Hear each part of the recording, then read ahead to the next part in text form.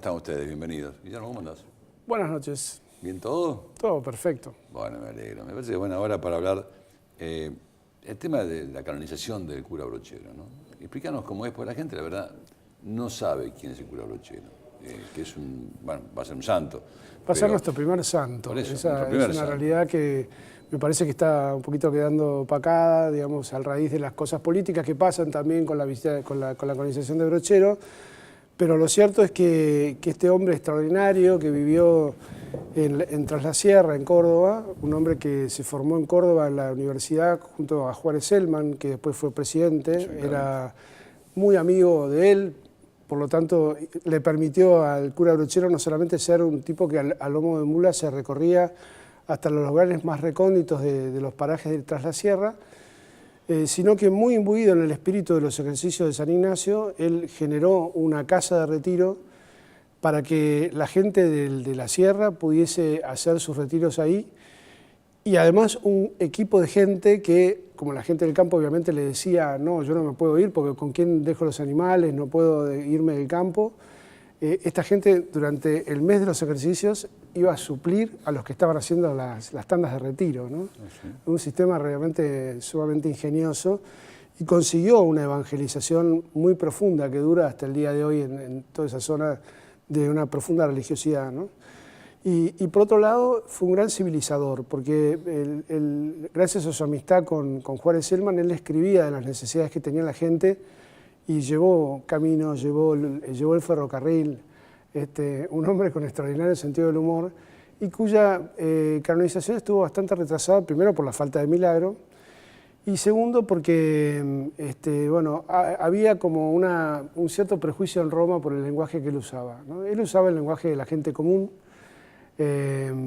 fumaba esos cigarros de un hombre, un campechano de verdad, y además, no sé, de repente te decía una frase como la gracia de Dios es como la caca de las ovejas que se desparrama, ¿no? que salen como bolitas y se desparrama por todos lados, pero él usaba una imagen gráfica de lo que la gente entendía, no pretendía faltar al respeto de ninguna manera, pero sin duda esas frases causaron cierta polémica.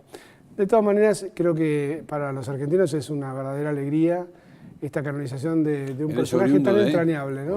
Oriundo de Córdoba. De Córdoba ciudad, y se volvió realmente un hombre... ¿Qué año falleció? Mira, él fallece al final el año exacto no lo sé, pero digamos, es de final del siglo XIX, rayando en el XX, ¿no? Sí. Y porque, bueno, obviamente Juárez Celman fue presidente en 1900. Sí, sobre el filo del siglo, sí. Así que el hombre además fallece de lepra, y eso fue otro obstáculo grande para su canonización, porque todos sus papeles se quemaron. Como él había muerto de lepra, y en realidad se contagia de lepra por ir a cuidar a un enfermo de su comunidad que estaba leproso. Entonces él, cuidando a este enfermo, se contagia de la lepra y ahí se muere. Entonces todas sus pertenencias fueron quemadas, incluso sus libros y sus escritos, lo cual también suelen ser algo bastante importante para la causa de canonización. Claro. Y bueno, vos sabés que también tiene sus costados políticos, todo esto, la gente que se moviliza a Roma por una canonización, que es muchos obispos argentinos, y sin duda, bueno, está el presidente Macri, que ha sido invitado especialmente por el Papa a asistir a la canonización, ¿no? Junto a su familia. La observación que hay desde Argentina es que el tema principal es qué va a hacer el Papa con Macri. Digo, ¿cómo lo va a recibir? Si va a convertir la sonrisa para abajo, el labio para abajo o el labio para arriba. Y yo creo que va a jugar importante ahí la nena, Antonia. El Papa le pidió que vaya a Antonia.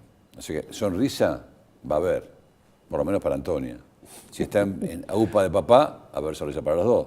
Y si está con la señora, sonrisa para los tres. Pero que está garantizada la sonrisa, está garantizada la sonrisa. Sí, yo creo que sí. Por algo le pide que vaya con la criatura. Sí, pero la vez pasada también fue con Antonio, y también estaba muy sonriente cuando fue. Y él me lo comentó en privado, me dice, bueno, pero nadie, cuando sacaron las fotos, dice, sé que no sacaron ninguna foto cuando yo estuve con Antonio. Ahora van a sacar. Por eso también han cuidado muchísimo. Han cuidado muchísimo el tema de que no haya fotógrafos de prensa de afuera, sino solo la prensa propia de la Santa Que sepa qué es lo que saca. Y bueno, supongo que va a ser como también que no te comete irresponsabilidades. elegida la foto que se haga pública del encuentro, ¿no? No, pero seguro va a ser una foto con la criatura, que aparte es amorosa esa criatura, ¿no? Pero va a ser como toda criatura. Pero digo, va a ser una foto familiar con... Sabés que esto nace cuando a él lo hacen en la comitiva que lleva a Cristina, cuando a él la misa de entronización de él como papa, que fue el primer encuentro que tuvo Cristina con él antes de esa misa. No lo habían subido en la delegación oficial al intendente de la ciudad, del cual él era arzobispo, lo cual fue una falta, digamos, de tacto importante de parte del kirchnerismo. Y él viajó con Julián Aguada por su cuenta. Bueno, tuvimos que hacer unas cuantas peripecias cuando, digamos, supimos que estaba Macri, para que se le concediera o se le diera un lugar en el altar cerquita de donde estaba realizándose la ceremonia, y Francisco pidió que los hicieran pasar a la sacristía, que es, bueno, justamente la capilla donde está la imagen de la Piedad de Miguel Ángel, para que justamente poder saludarlo. Entonces, cuando él, justamente con esa clase que tiene, digamos, para evitar hablar de todo tema de política o no, por qué no te trajeron, no sé qué, lo primero que preguntó, que lo desconcertó mucho a Macri, es cómo no me trajeron a Antonia. Entonces, él prometió que en el segundo viaje la iba a llevar, ¿no? Entonces, de ahí nace esto de que cómo no está Antonia, cómo no la han traído a Antonia, ¿no? O sea que el Papa sienta simpatía particular por la chiquita, sin duda. Creo que además viaja con sus otras 2 hijas, ¿no? No sé. Sí, de anteriores matrimonios, no va solamente con Antonia. Las otras hijas habrán dicho también, bueno, nosotros también queremos si va Antonia, vamos con nosotros. los mismos derechos, ¿no? Así está muy bien. Bueno, ojalá sea un encuentro ojalá sea todo para bien. como yo dije que al principio tenía que ser, porque evidentemente cuando uno pide el protocolo del Vaticano, el protocolo suele ser bastante estricto, muy duro, muy acartonado. Ahora el Papa lo recibe en la parte de atrás del aula de Pablo VI, ahí donde hay unos salones muy lindos. No es Santa Marta, pero está muy cerca de Santa Marta. Y es un lugar donde él maneja el horario a gusto y placer, ¿no? No tiene la obligación de que le está marcando el protocolo cuando termina y cuando empieza. Un dato curioso que él me comentó, es el mismo lugar donde recibió a la reina de Inglaterra. ¿Ah, sí? O sea que yo estuve ahora hace muy poquito, hicimos un congreso de diálogo interreligioso con mucho éxito en Roma, y después él nos recibió a todos los 108 que participamos al día siguiente en audiencia en el Palacio Apostólico, donde se leyeron las conclusiones. Él dio su discurso, fue muy importante a la hora de trazarnos un poco el rumbo, y después saludó a los 108 uno por uno, la verdad que una gran deferencia, y yo tuve la enorme deferencia, aparte de él, de almorzar el sábado solos, largo y tendido. Y entre las cosas que me contaba... ¿Tuviste más de 2 horas con él? De 3, desde la 1 menos cuarto hasta las 3 de la tarde. Y entre las cosas que me comentaba, que por ejemplo me dice, yo ahí la recibí a la reina de Inglaterra en ese lugar, porque ella me pidió, dice, llamó por teléfono y me pidió, que me dice, yo ya estoy muy grande como para poder caminar esos pasillos eternos del Vaticano. Por favor, recíbame en un lugar que yo me baje el auto y pueda entrar. Ya, fíjate cómo a veces, ¿no? Y por ahí la prensa habrá dicho, claro, especulaciones. No la recibió en el Palacio Apostólico, habrá dicho toda una novela, y en realidad fue por un pedido expreso de ella que no quería caminar. Claro, acordate también que en su momento, cuando Macri va al Vaticano, no lo recibe en Santa Marta, sino en el despacho oficial, en el Vaticano, el que pide que se respete el protocolo, que se mantenga todo a nivel de protocolo, es el gobierno argentino. La Cancillería. Pero decía, no, lo recibió, el gobierno pidió, y creo que el Papa dijo, bueno, protocolo completo.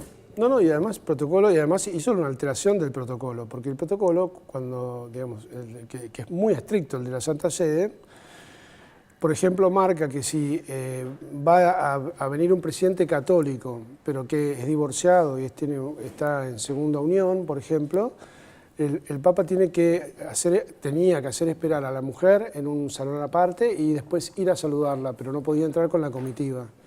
Y al Papa esto le pareció, justamente viniendo Macri de un mal gusto espantoso, entonces agarró y hizo un motu propio, que es una especie de decreto, para alterar eso. Salió en pocos medios, pero lo hizo para justamente poderla recibir a ella junto con él sin ningún tipo de distinción. ¿Y esto fue para ese caso o fue para todos los casos eso ya a partir quedó, de ahí? digamos, Quedó. Él hizo una modificación en este caso, pero yo en lo que te digo es en lo estricto que es. Después cuando él recibe en su casa en Santa Marta, digamos, cada uno... ¿Esa modificación es para las visitas oficiales o para Santa Marta? Para las visitas oficiales. Oficiales. En Santa Marta él puede recibir como A quien quiere, a como quien quiere, quiere y en claro. la condición que quiere, en Claro. el tiempo que se le da la gana. Claro. ¿Cómo supones, cómo visibilizás esta reunión? ¿Qué va a pasar? Gestológicamente Yo hablando. creo que va a ser una reunión cordial, como él lo hubiera querido desde el principio, donde se pueda charlar sin comitivas y sin grandes... Porque digo, hay que tener en cuenta, cuando uno pide protocolo también, hay dos obispos, el prelado de la Casa Pontificia y algún otro obispo más que oficia de secretario, que están permanentemente parados como cuales decanes en el costado, o sea que la reunión nunca es privada. Y yo calculo que lo que él querrá es, nada, digamos, sentarse y charlar, que él le cuente de primera mano las cosas y bueno, digamos, que le pregunte lo que se le dé la gana y él también poder decirle lo que le parece o lo que escucha. Y siempre teniendo en cuenta que son dos personas importantes para el destino del país, que conversan sobre algo que es el bien común. O sea, yo no creo que en el ánimo, me parece que es lo que hay que pensar, no es uno contra otro o uno pensando a ver cómo puede hacer trastabilizar al otro, sino que son dos personas que están pensando en el bien del pueblo argentino y queriendo que al pueblo argentino le vaya bien. Entonces, supongo que, bueno, el Papa tiene su sabiduría porque tiene sus años. A mí algo que me gusta señalar y que lo vengo experimentando cada vez que voy, he tenido la enorme gracia de poder, digamos, cada año que fui, haber estado un rato largo con él. Y a veces yo, digamos, pensaba en esta comparación. Las comparaciones nunca son felices porque siempre tienen sus limitaciones, pero viste, cuando mis chicos vienen a estudiar, los chicos del interior vienen a estudiar a Buenos Aires, ¿no? Al principio llega un chico desesperado, porque se fue de la casa, porque extraña su lugar, porque no se acostumbra, porque las comidas son distintas, porque tiene que cocinarse, porque tiene que ir a la facultad y bueno, todo le resulta pesaroso. Cuando puede vuelve a su pueblo. Y en la medida que va pasando el tiempo, ese mismo chico empieza a descubrir la ventaja de vivir solo, de que no está la mamá corriéndolo si hizo la cama o si lavó el plato, o que él puede elegir qué comer y la facultad le abre el horizonte de la cabeza y además empieza a tener nuevos amigos. Entonces, a lo mejor ya cuando se afincó un poco en Buenos Aires, empieza a volver menos a su pueblo. Y la familia que se quedó en el pueblo lo empieza a mirar o lo sigue mirando como si fuera el mismo que se fue, ¿no? Y no advierte los cambios que se fueron suscitando en él por todas las cosas que le están pasando. Y a mí me pasa eso con Francisco. Yo he tenido esa posibilidad que me he ido, digamos, sobre todo porque en los encuentros normalmente me gusta más escucharlo o preguntarle sobre alguna cosa que estar contándole yo, ¿no? Me parece que estoy frente a un personaje que es propio de la historia ya. Y entonces, y voy viendo cómo él año a año está como más asentado en su lugar y con un horizonte del mundo tanto más amplio del que tenía cuando obviamente era arzobispo de Buenos Aires, ¿no? Y tengo la sensación que nosotros somos como los del pueblo, que se quedaron acá, ¿viste? Y como lo único que miran del Papa es, digamos, desde nuestro lugar, desde el Jorge que conocimos, y no nos damos cuenta del horizonte de persona que tenemos enfrente. Entonces, creo que es una invitación para poder mirar el todo, ¿no? A ver, se suscitó otra controversia con esto, si iba a venir o si no. Es un tema que charlé muchísimo en el almuerzo, diciéndole, bueno, ¿cuándo vas a venir a Argentina? No podés no venir.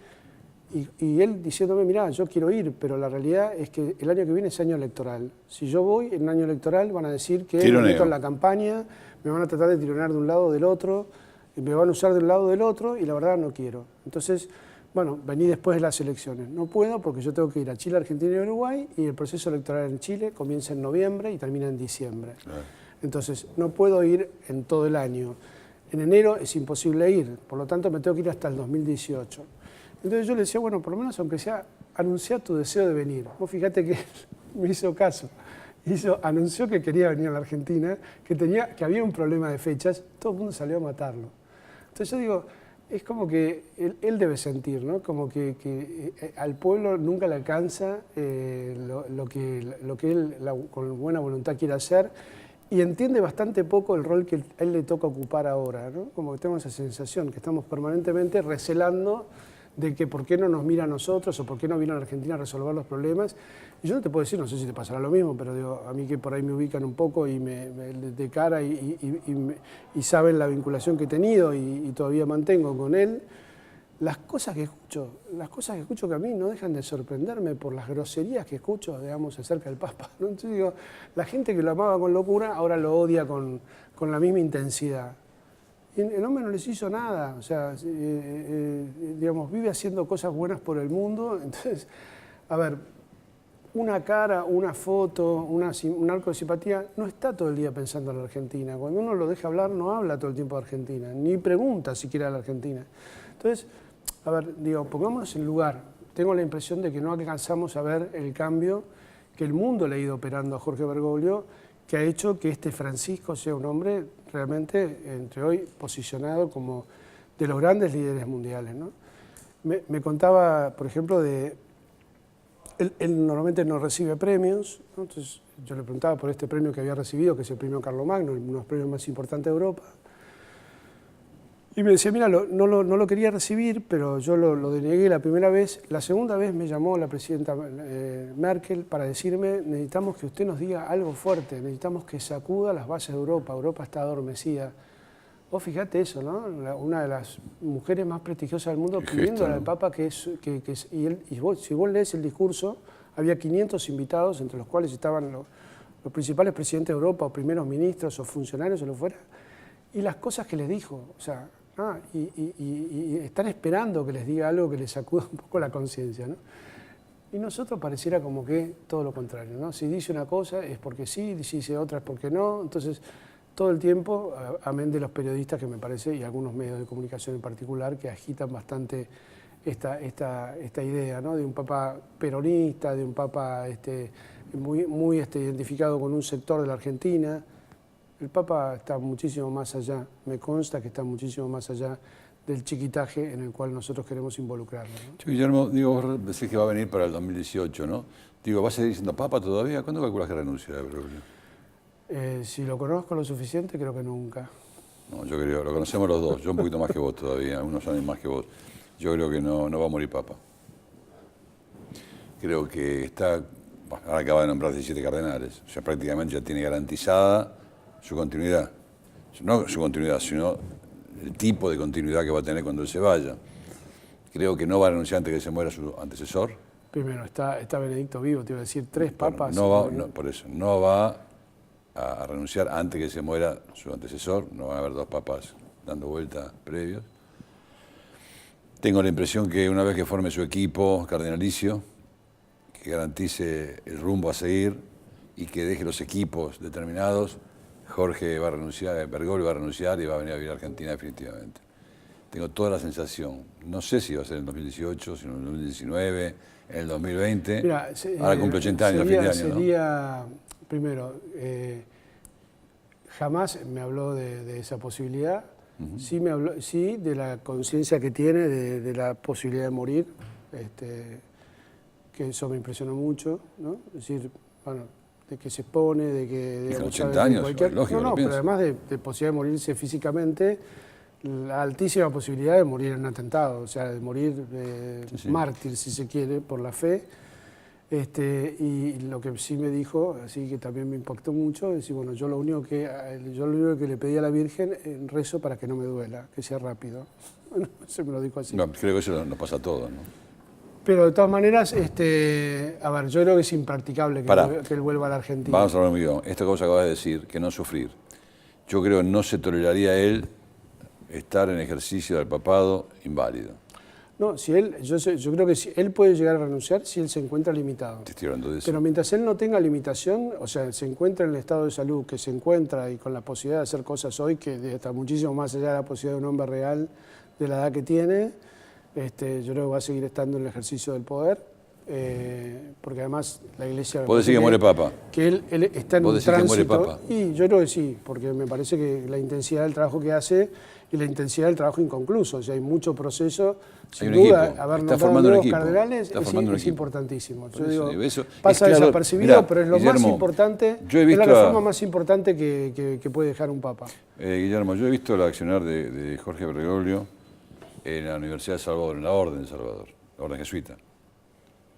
Él sabía que el castigo que venía de los jesuitas era mandarlo a China. Lo mandaron primero a Alemania y después lo mandaron a Córdoba, a la iglesia más pobre jesuita que hay en Córdoba, en la cual lo visitaba periódicamente. Primero armó todo un equipo, entre los que me encontraba. Te estoy hablando de años 73, 74, 75. y después afrontó, cuando sale de la universidad, lo que venía después, que era su exilio interno, pero exilio al fin. Él es un protagonista en serio, que Claro, va con su cuerpo incluido. Pero fíjate esto, Guille, ahí había otros, o sea, él no sé si se hubiera corrido, lo corrieron. No. Acá no hay quien lo corra. Él sabía lo que venía. Él sabía que a continuación de eso, inmediatamente venía su exilio de la Por eso, Compañía de pero Jesús. no exilio porque él quisiese exiliarse, sino porque lo iban a exiliar los Claro, otros. Acá claro. no hay quien te exilie, o sea, No, la no. decisión es de él. Está muy claro. Entonces yo creo que un hombre que está acostumbrado al ejercicio del poder y que es consciente de la revolución que está causando dentro de la Iglesia y que sabe que hay procesos que está iniciando que no están terminados, no le veo como la necesidad de renunciar. Todo Yo lo contrario. veo como hombre, insisto, muerto el Papa anterior, como hombre que viene a morir a San José. Viene a morir a San José. Bueno, la historia nos dirá. Ojalá que sea así. Yo creo que es Te impracticable digo, ojalá que que él sea. venga, que vuelva a la Argentina. ¿Vos decís que no? No. Yo conociéndolo a Jorge Bergoglio, Sí, pero creo que es no- muy factible que venga a morir a Argentina. o sea, no toleraría... a ver, Benedicto pudo haber renunciado y viviendo dentro de los muros del Vaticano. Es decir, la exposición a la que él estaría sometido, saliendo a la calle solamente, digamos, le haría impracticable vivir en cualquier lado que no fuera la Santa Sede. Hoy en día él no puede salir libremente a la calle sin el acoso de la gente. Y es Vos algo decís que él para no bien tolera. y para mal. Para bien y para mal, para que lo insulten o para que lo feliciten o para que lo paren a hablar. Es como, a ver, Maradona no puede vivir en Villa Fiorito si tuviera ganas, no puede, ya no puede. ¿Entendés? Entonces digo, me parece que hay que ser consciente de que una persona que se ha vuelto tan famosa a nivel mundial no puede volver a la experiencia del Tendría anonimato. que Yo le quedarse decía, entre las 5 paredes del yo no Vaticano. extraño entonces. Buenos Aires, es algo que yo le he preguntado y me ha dicho, mira, yo no extraño la Argentina, no extraño Buenos Aires, no Bueno, extraño. todos los que son No es que tengo ganas de volver biógrafos porque extraño. de Bergoglio dicen al revés. Yo no lo puedo decir porque a mí no me lo Pero manifestó. a mí me lo dijo de primera mano porque es algo que Por yo eso. se lo pregunté. Me Claro. dijo, yo no extraño la Argentina, no extraño Buenos Aires. Digo, No debe ser yo fácil. sé lo que extrañas, digo, porque digo, eso también tiene que ver, aunque a la gente le suene durísimo, que tiene que ver con algo que él ha practicado toda la vida, que es su desapego. Digamos, cuando una persona llega a cierto desapego interior, digamos, está donde Dios quiere que esté y ahí es donde echa raíces. Y él es consciente de eso y yo le digo, mira, yo sé lo que extrañas. Me dice, lo que extrañas es la libertad. Claro. Y entonces me dice, sí, eso sí. Me encantaría poder salir y, Claro, eso y nunca más perderme. nunca más lo va a tener. Bueno, pero eso. vos fíjate eso, digamos, a ver. Acá o Vos en tenés cualquier que, parte si él del mundo. renuncia, si él renuncia puede salir libremente Pero a la ese calle, es el a caminar, problema. a sentarse Yo no a sé tomar si un va a helado, poder no quedarse puede. en el Vaticano como una reserva natural del Vaticano. Porque No, ¿sabes lo que por va a eso, pasar? yo Escuchame. creo que va a estar hasta ¿Sabe- que se sabe lo que va a enferme o pasar? ya no puede Si hacer hace nada. eso, van a ir a verlo más a él que al nuevo Papa. Y pero lo van a venir a ver a la Argentina. Va a ser lo No, mismo, es distinto. Venir a la Argentina hay un viajito un poco más largo y más caro. No. Imagínate lo que Bueno, va a ser. el tiempo nos va a decir que tiene razón. Pero yo creo que Yo creo su destino. Dios se lo va a llevar antes. ¿Vos decís? Yo creo Creo que sí. Yo creo que 80 años cumple. No sé, porque está bien. La verdad que físicamente está bien. Ahora lo vamos a ver nosotros en noviembre. Me da la impresión que si otro por un tiempo, me parece que antes de 5 años deja su papado. Bueno, sin duda el desgaste que tiene año a año es enorme y verá él cuando declina su salud lo suficiente como para decir basta. Pero como decís vos, además hay otro papa que ya, aunque sea una persona de bajísimo perfil, causa ¿Qué tiene? algún 96, problemita ¿cuántos tiene teológico. ya el papá? Y Benedicto debe andar por los 86, 87. 86, sí. claro. Pero digo, sigue causando algo de ruido. No está todavía definido porque Benedicto vive. Yo creo que también eso es algo que él seguramente va a hacer, que no va a haber más papa emérito, o sea, el papa renunciante no es más papa. Eso tiene que modificarlo él porque es algo que no está resuelto desde el punto de vista jurídico. O sea, en realidad Benedicto debería haber vuelto a ser Joseph Ratzinger y cardenal. No hay figura de ex papa, digamos, no, ni usa sotana blanca y es como que es confuso. Actualmente, sí, ex papa. Sí, Ex pero papa. bueno, pero es un título que como no había, se lo puso él. ¿Se entiende? El Pero mismo. Se lo autoadjudicó Benedicto porque no está definida, o sea, es una zona sin definir. Bueno, podría haber definido que no lo era. Bueno, podría haber definido que no lo era, pero él definió que sí, y digamos en el uso, ¿sí? O sea, él se Como decís vos, arrojó, hasta firmó que no él muera- usa el título de Benedicto XVI hasta que no muera, hasta que se muera. no va a cambiar eso. Exacto, yo Bergoglio. creo que cuando muera Benedicto, Francisco va a cambiar eso, me da la impresión, tengo toda la impresión de que lo va a cambiar, y ya va a haber, digamos, la posibilidad de que un papa renuncie y que asuma otro papa y que el único papa que queda es el que está. El otro, el renunciante, Claro. no tiene ni nada parecido a lo del cargo, digamos, ni siquiera el hábito. ¿No? Bueno, en definitiva va a ser una buena reunión, más allá del cura Brochero, va a ser una buena reunión en lo que hace en términos políticos, porque siempre tiene que ver la Argentina en una visita donde dos argentinos de ese nivel se encuentran, el presidente argentino y el presidente del Vaticano. Sin duda, creo que sí, va a ser fructuosa para todos. ¿Cómo se recibirá acá, no? Porque se da en 2 minutos que nos quedan, se da una curiosidad, los que lo amaban no lo quieren y los que lo quieren ahora no lo querían antes, ¿no? ¿Cómo es esto? ¿Qué país, no? No sé, porque la verdad que eso es... ¿Para dónde se disparará esta canita voladora, digo? No sé, la verdad que no lo sé. Bueno, esto va a salir al aire el domingo. El sábado vamos a saberlo. No sé si no lo va a hacer antes, el tema de la concertación social, antes del encuentro del Papa Macri.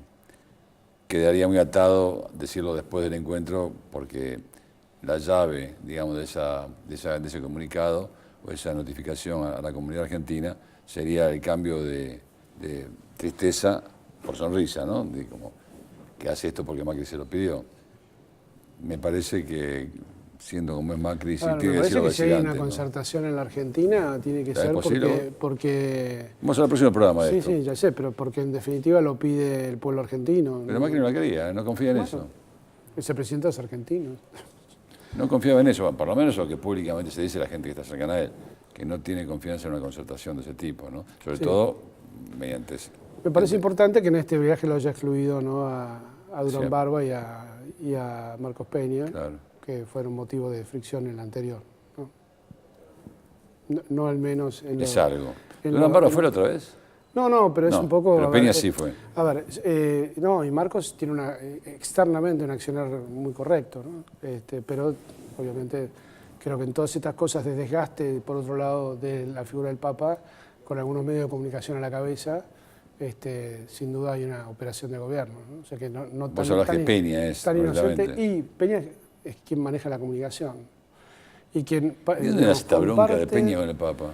Si es que existe. No sé si es con el Papa. Me parece que eso es un tema de uso del poder. No es un tema de uso del poder. Digamos, que creer que, bueno, que como el Papa puede llegar a decir algo negativo sobre el gobierno de Macri, entonces más bien neutralizarlo o aislarlo o desgastarlo, que la gente lo odie, entonces que lo que diga no le importa. Es muy importante. Y la gente, la verdad que, sí, si querés después lo hablamos. Muy bien, Guillermo, gracias. Gracias Nos a vos. reencontramos la semana próxima, Siempre. también con ustedes, obviamente. Muchísimas gracias. Hasta entonces.